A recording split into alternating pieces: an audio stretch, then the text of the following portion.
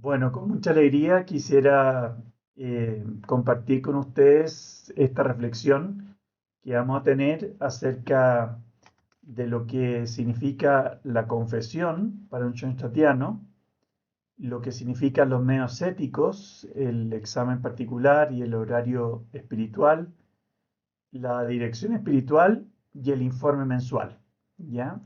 Que son parte de los compromisos que el padre Kentenich pensó para las ramas y las comunidades más dirigentes, ya sea los militantes, la federación y los institutos, ¿ya?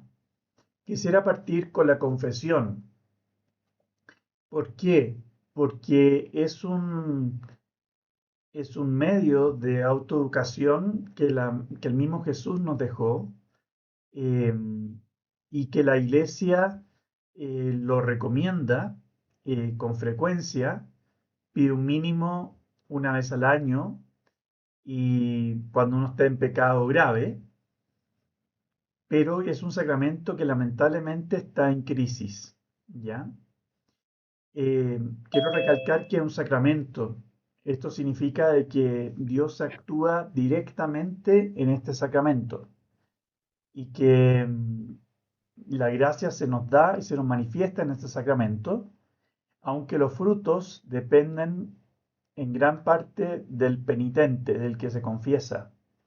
¿Por qué? Porque si no hay arrepentimiento sincero, si no hay un examen de conciencia correcto, bien hecho, eh, los frutos son mucho menores. En cambio, cuando uno vive una buena confesión, experimenta la misericordia de Dios y es un recomenzar de nuevo y te ayuda muchísimo a trabajar tus debilidades, ¿ya? Y este sacramento está en crisis, creo, también por un tema respecto a la conciencia de culpa. ¿Por qué? Porque por mucho tiempo la iglesia hubo un exceso de acento en el pecado, eh, y se caía muchas veces en el escrúpulo, en ver pecado en todo, ¿ya? Les doy un ejemplo un poco gracioso. En Chile, el país de cual yo soy, en la década del 50 o 60, en una diócesis que era costa, que tenía playa, el obispo excomulgó a cualquier mujer que usara bikini, ¿ya? Y estaba excomulgada cualquier mujer que usara bikini. Y las mujeres católicas que no estaban de acuerdo con esto se iban a la diócesis de más abajito para no caer en excomunión, ¿ya? Pero imagínense eh, el sentido que había del pecado en esa época, ¿ya? Y ahora vimos una época en que nos fuimos con el péndulo, en que muchas cosas y casi todo era pecado, muchas veces, al otro extremo en que nada es pecado y que uno puede hacer con su cuerpo lo que quiera y uno puede abortar y eso no es pecado porque es mi cuerpo y no tengo por qué pensar que eso es pecado, ¿ya? Y hay gente que decide, bueno, yo me confieso directamente por Dios y en ciertas cosas que la iglesia dice o que Jesús dice no estoy de acuerdo y simplemente no las sigo y para mí eso no es pecado, ¿ya? Y creo que los dos extremos están súper mal, ¿ya? El escrúpulo del pecado y estar obsesionado por no pecar y ver pecado en todo, y por otro lado el relativismo moral en que uno se fabrica su propio decálogo, su propio mandamiento y cada uno hace lo que quiere respecto a su moralidad. Y creo que también en el medio de estos dos extremos hay gente que se autoengaña y dice que se confiesa directamente por Dios y mete, por así decirlo, la mugre, la suciedad bajo la alfombra, bajo el tapete, ¿ya? Y eso creo que nos hace mal porque nuestra alma se empieza a ensuciar, nuestro corazón no está en paz, no está en armonía, porque el pecado nos desordena interiormente. Y esa técnica de hacerse un poquito loco frente a la debilidad, creo que es una técnica dañina y perjudicial.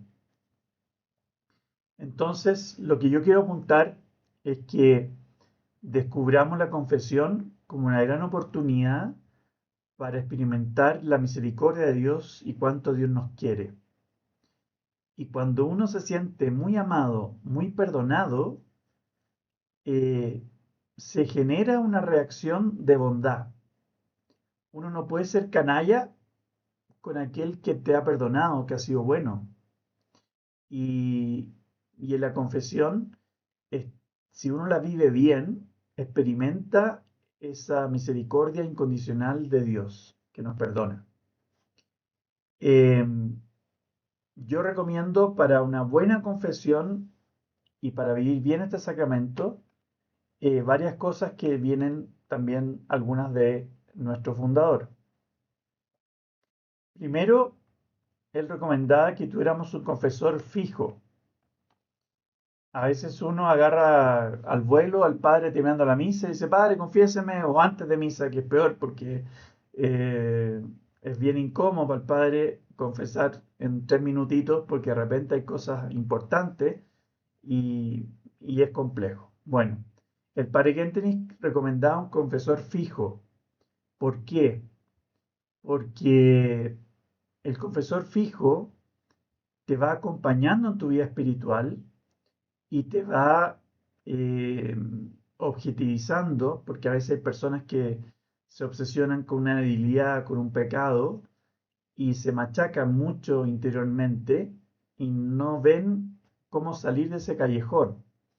Hay ciertos pecados que hay que trabajar con mucha astucia, con mucha paciencia y en forma indirecta, y hay pecados que no se van a poder cambiar. Hay veces que personas llegan y dicen, padre, me da vergüenza confesarme siempre lo mismo. Y yo normalmente lo felicito porque no se trata de ponerse creativo, de estar explorando nuevos pecados para no ser repetitivo en la confesión, ¿ya? Eh, hay pecados que tienen que ver con la personalidad de uno. Hay gente que siempre hace el mal genio, que siempre hace impaciente, o que es insegura y tiende a mentir, a exagerar, a disfrazar la verdad un poquito, a manipular un poco la verdad. Hay heridas que a veces propician ciertas debilidades, ciertos pecados, ¿ya? No lo justifican y por eso es importante que uno tenga un confesor fijo porque te va ayudando a crecer en esta línea y te tranquiliza cuando uno se empieza a desesperar con ciertos pecados, debilidades. Hay que escogerlo bien, ¿ya? Porque a veces hay sacerdotes, lamentablemente, que no tienen sentido para los ideales, para los propósitos, y dicen, oye, ¿por qué se confiesa esto si esto no es pecado? ¿Ya? Y para nosotros que vivimos en base a ideales, hay pecados de omisión. Y cuando se compromete a algo o deja hacer algo bueno, eso para nosotros es una falta, es un pecado, aunque no esté los 10 mandamientos, ¿ya? Eh, y creo que es importante escoger bien el confesor. También ver que tenga disponibilidad.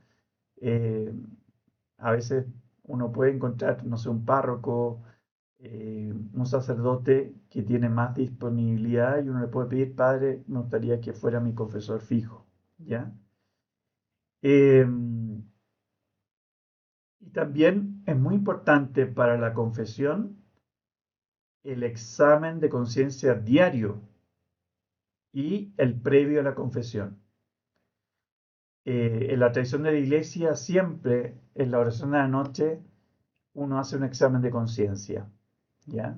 Y si es que uno no tiene ese hábito, después llega la confesión y uno no se le ocurren los pecados, porque ha pasado un mes, 2 meses, 3 meses, y no tiene conciencia de las fallas que tiene, ¿ya? En ese sentido hay que tratar. Hay personas que les cuesta mucho la oración de la noche, porque son nada de nocturnas, muy madrugadoras y a las 8 de la noche, por así decirlo, se le apaga la tele. O sea, no tiene neuronas para hacer una buena oración de la noche. Bueno, esa persona tendrá que buscar otro momento del día, ¿ya? En la mañana, en una pausa en el día, pero hay que hacer un examen de conciencia diario, ¿ya? Y por otro lado, el examen de conciencia previo al- a la confesión, que ahí es importante revisarse en cuanto a los ideales para un cristiano, el ideal personal, el ideal matrimonial si se tiene, el ideal de grupo, el ideal de rama, obviamente los 10 mandamientos. Y yo recomiendo siempre revisarse en las 4 dimensiones fundamentales, con Dios como estado, con uno mismo, el amor a uno mismo es importante, el cuidado a uno mismo, la autoprotección es muy importante, después hacia los demás, partiendo por el más prójimo que es nuestra familia, nuestro cónyuge, nuestros hijos, eh, las personas con que trabajamos. Y por otro lado, la 4 dimensión es hacia las cosas, hacia el trabajo, hacia lo laboral, cómo me relaciono con ese mundo material. Bueno, también es importante eh, ser claro en la confesión. Hay personas que no son claras y al no ser claros eh, no se sienten perdonados, ¿ya? Acá no se trata de entrar en detalles, pero sí ser honesto y decir, mire, padre, mentí, ¿ya? O me quedé con algo ajeno. O eh, eh, realmente he hablado mal de esta persona, aunque sea una persona que me ha difamado, un canalla.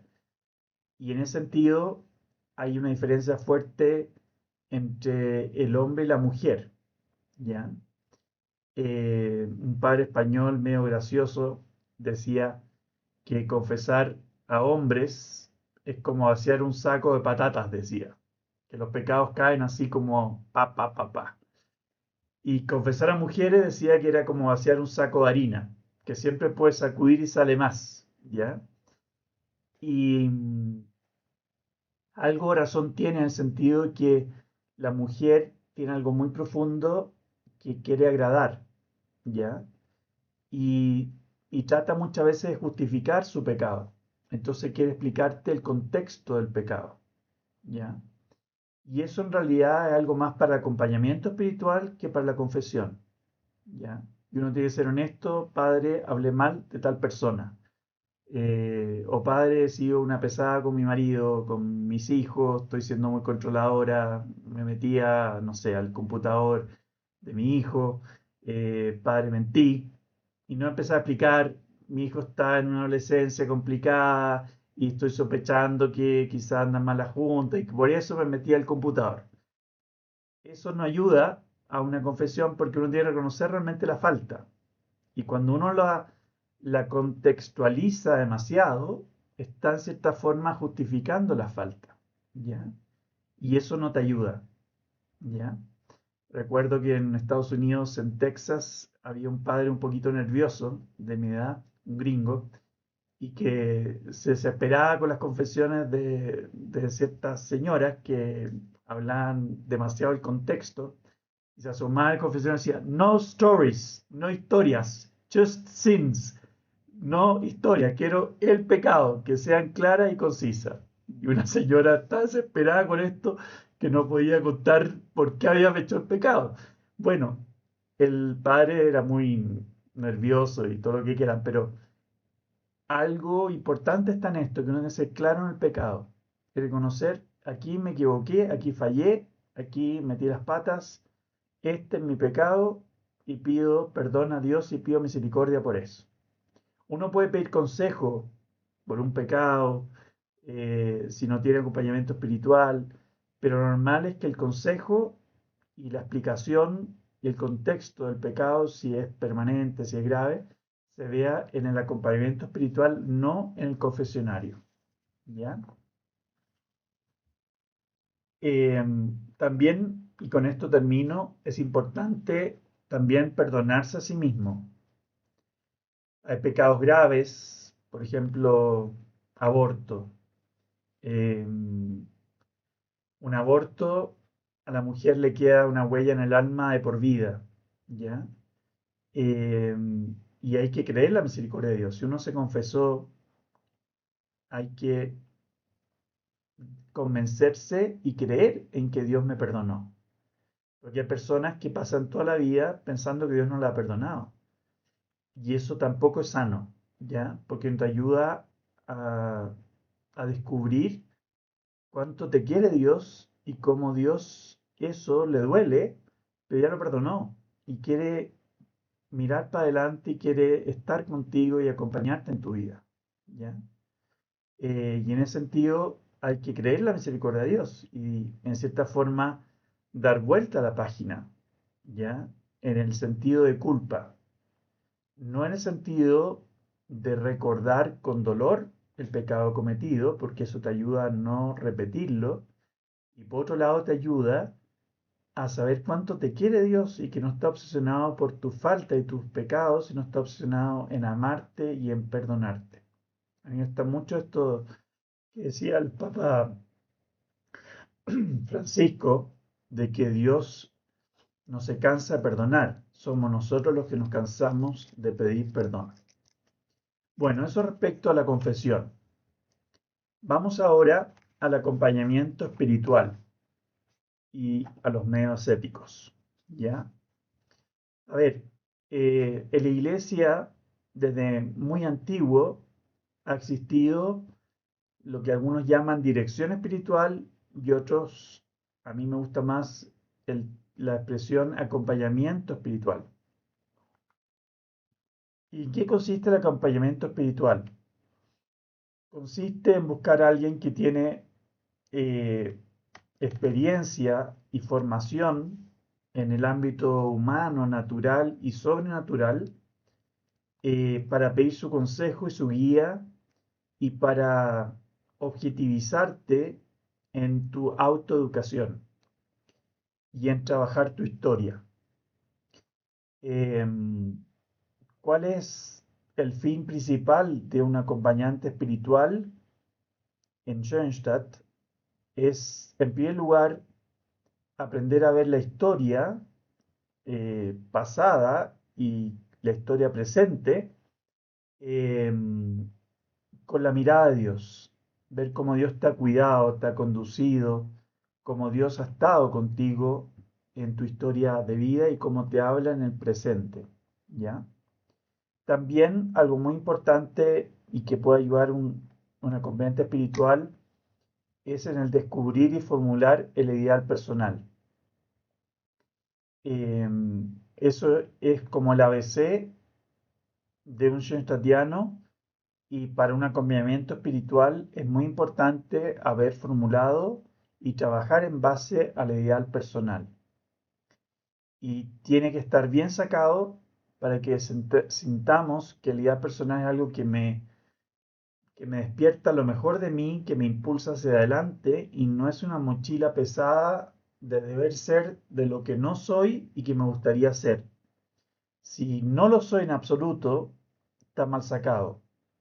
Tengo que comenzar y descubrir que en mí está algo de ese ideal personal ya latente, vivo, y que obviamente falta mucho por lo cual conquistar y crecer. ¿Ya? También el acompañante espiritual te puede ayudar a vivir y practicar la fe práctica, la divina providencia. ¿Qué significa esto? En descubrir que en cada evento de mi vida hay un mensaje escondido, encriptado de Dios. Y en cada cosa que me pasa, Dios me habla.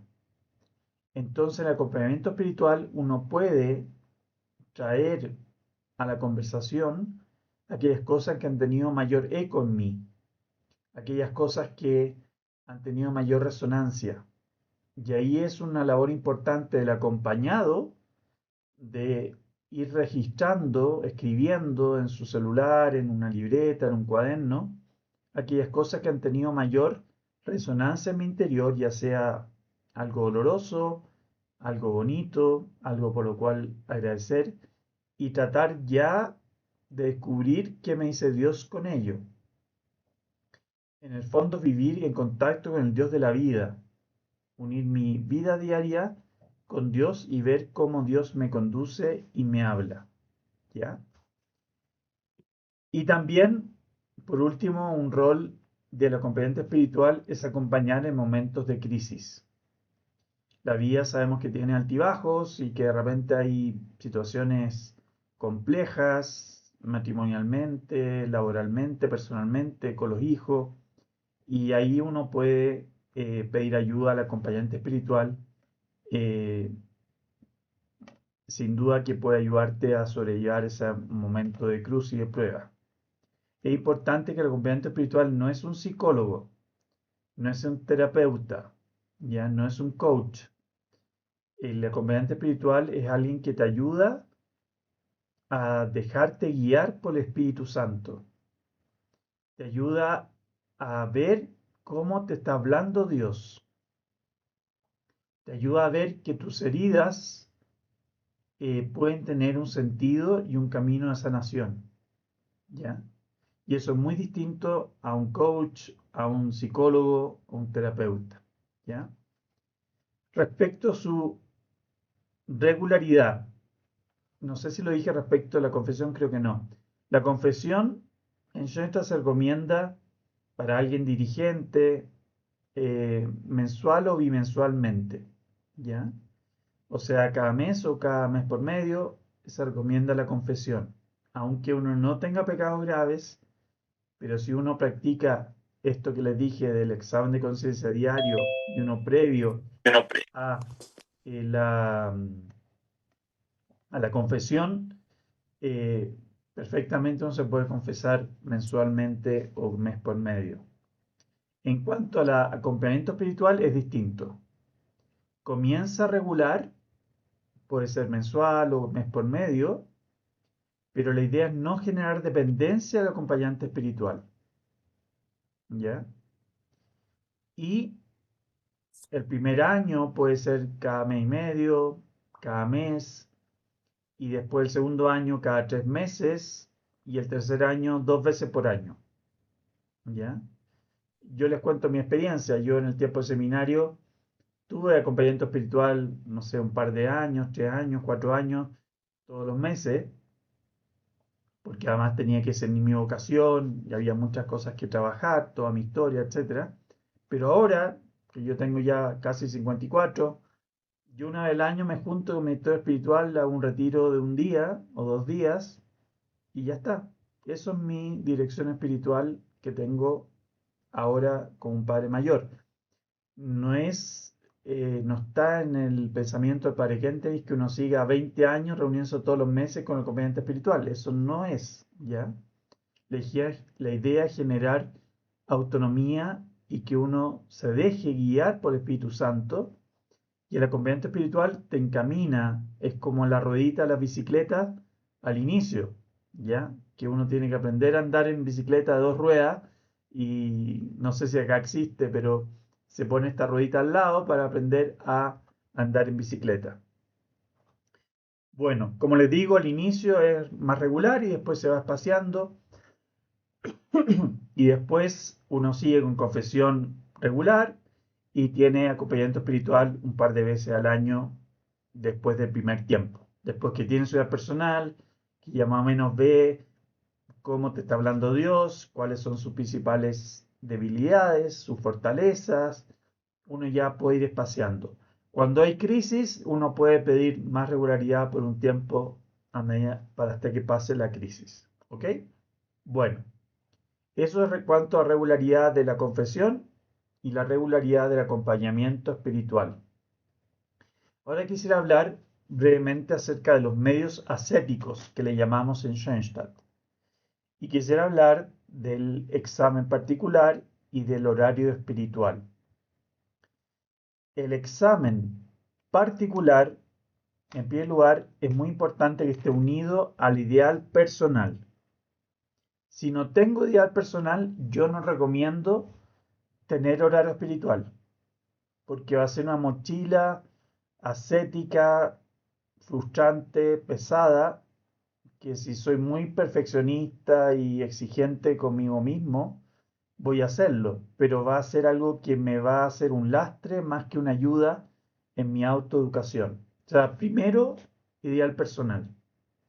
Si tengo el ideal personal bien sacado, siento que me interpreta, que me interpela, que me ayuda a sacar lo mejor de mí, entonces usar los medios éticos. El examen particular es un punto de lucha, de conquista. Me tiene que apretar el zapato. En cambio, los puntos del horario espiritual son puntos de mantención, no son puntos de conquista ni de lucha. Repito, el examen particular es de conquista, de lucha. Los puntos del horario espiritual son de mantención. Por lo tanto, si tengo mi vida personal, tengo que ver cómo hacerlo vida, cómo encarnarlo, cómo plasmarlo. Entonces tengo que cada mes o cada 3 meses o cada 6 meses escoger un punto de lucha, de conquista, que tiene que ser verificable, concreto, verificable, no puede decir ser bueno, ser alegre. Eso no es un examen particular. Tiene que ser claro, conciso, verificable. Tiene que ser no imposible ni facilísimo. Si tengo puras cruces en mi cuadernito, en mi hojita de medio escético, quiere decir que lo saqué mal.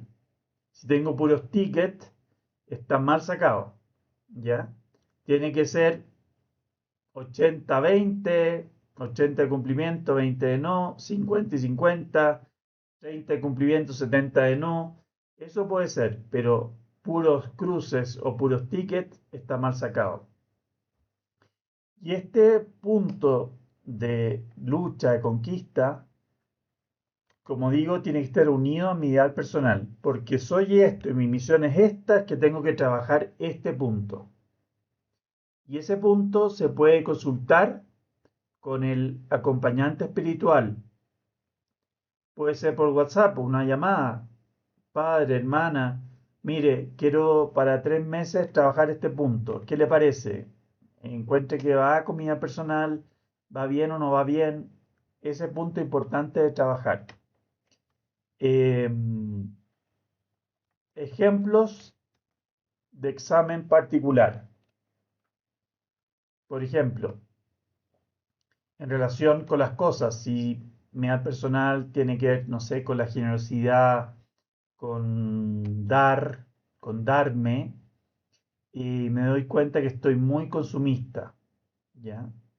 Puedo poner en mi examen particular, por ejemplo, no comprar nada online, ¿ya? Y un mes, o 2 meses, 3 meses, no comprar nada online, ¿ya? Y siempre motivado por mi vida personal, no simplemente por perfeccionismo. Eso es algo concreto que yo puedo todos los días ver, que no estoy comprando nada online. Pongamos otro ejemplo. Siento que me he descuidado y que necesito hacer algún deporte o que tengo que hacer algún ejercicio, alguna cosa. Bueno, caminata semanal 3 veces por semana, 3 veces por semana.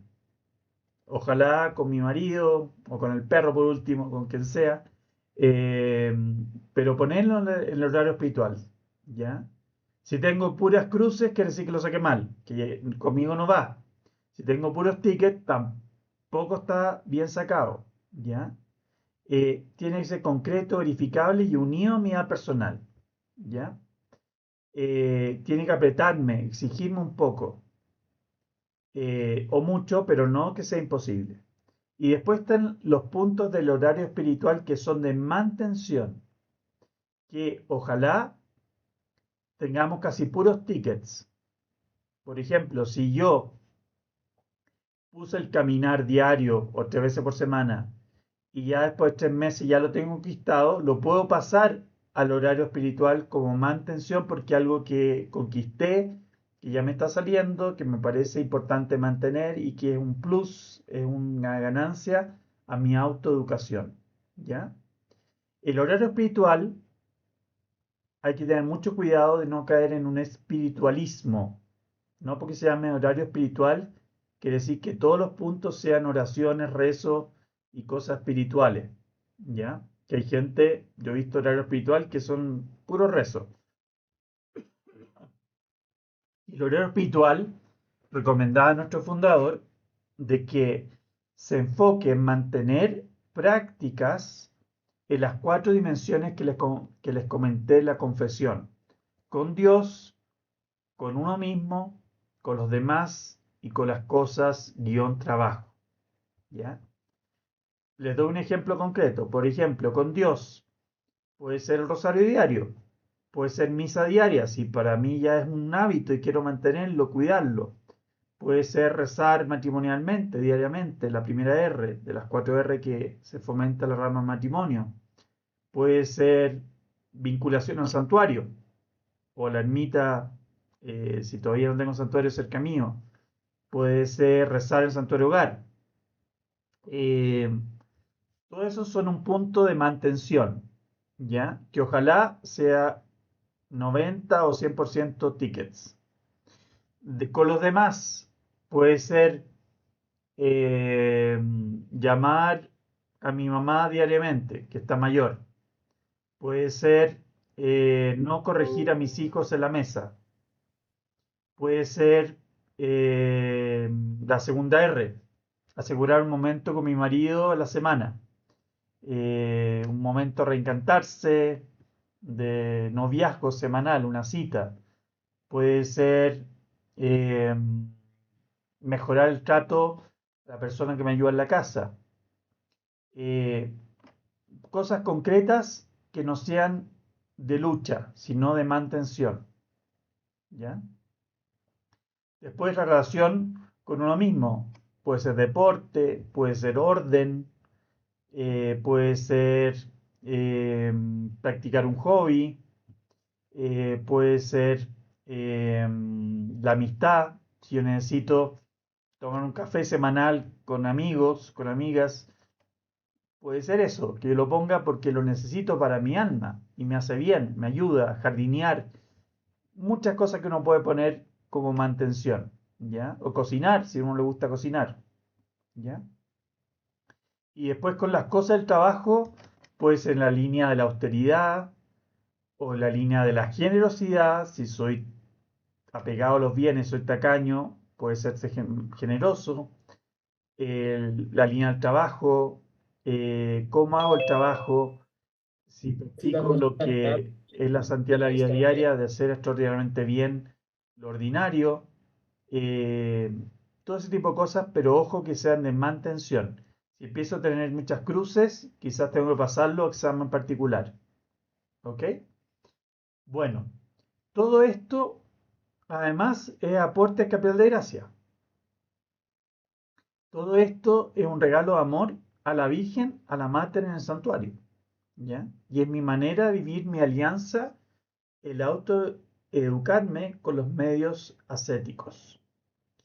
¿Qué pasa si el horario espiritual no lo vivo unido al ideal personal? Se transforma en una ascética seca, sin alma. Yo comparaba hace poco, hoy día mismo en una charla, que hacer horario espiritual sin conexión con el ideal personal es como ir al gimnasio, que uno lo hace por deber, por estar más delgado, más sano, etcétera. Pero si uno hace el horario espiritual unido al ideal personal, es como hacer un deporte que te apasione, en que no dudas en despertarte temprano, en partir, en sacrificarte, porque te apasiona ese deporte, ¿ya? El horario espiritual es una mochila pesada, es como ir al gimnasio por obligación, porque lo mandó el médico, porque no sé, eh, pero desgana con los dientes apretados. El horario espiritual no tiene que ser una mochila, sino que ser una ayuda para crecer en tu vida espiritual. Vamos ahora al informe que se pide a los miembros de las ramas de la liga, que son la militancia, a la federación, a las federaciones de matrimonio, etcétera, federaciones de mujeres y matrimonio. El informe no es una cita de acompañamiento espiritual mensual, no es eso. El informe en el fondo es un seguro que pensó el fundador de que uno está siendo serio en su vida espiritual y que uno se está autoeducando. ¿Por qué? Porque si no hubiera este seguro que exige humildad, porque en el fondo una vez al mes uno tiene que decirle a alguien, mira, he estado flojo con mi examen particular, no me confesé este mes, y mi horario espiritual 10 días no lo hice. Eso es el informe mensual.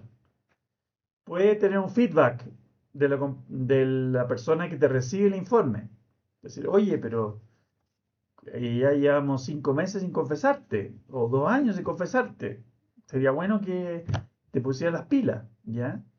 Y es una exigencia de humildad, en el fondo para uno, de abrir el corazón y mostrar cómo uno se está tomando en serio su vida espiritual. Y creemos también que Dios conduce en Schoenstatt sobre todo a través de instrumentos.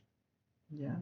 Esto lo decía San Tomás de Aquino, que la causa primera que es Dios actúa a través de causas segundas libres. No es que seamos marionetas de Dios, sino que Dios en nuestra conciencia suma la voluntad de Dios a nuestra libertad. Y es Dios y nosotros que actuamos como instrumentos frente a una tercera persona. Es lo que está tan bien expresado que para mí es la cita más rentratiana de toda la Biblia del profeta Oseas, que dice, yo te atraje con cuerdas humanas, con lazos de amor. Miren qué lindo. O sea que Dios nos lacea, nos atrae con cuerdas humanas, con personas concretas, con mi papá, mi mamá, un maestro, un abuelito, un padrino, una madrina, un sacerdote, una hermana, que me ha traído a Dios a sí mismo a través de este instrumento concreto, con lazos de amor. ¿Ya? Eh, y el informe mensual tiene que ver con eso, con creer que Dios actúa a través de un tercero. Actúa sin duda en la confesión, que es un sacramento. El informe mensual, en el fondo, es aportarle seriedad y humildad a mi trabajo de autoeducación y trabajo espiritual. Eso es, en el fondo, lo que quería transmitir en este día y que espero que les ayude a tener más claridad acerca de la confesión, de lo que es el acompañamiento espiritual, acerca de los medios éticos, ya sea examen particular o el horario espiritual, y sobre el informe mensual. Muchas gracias.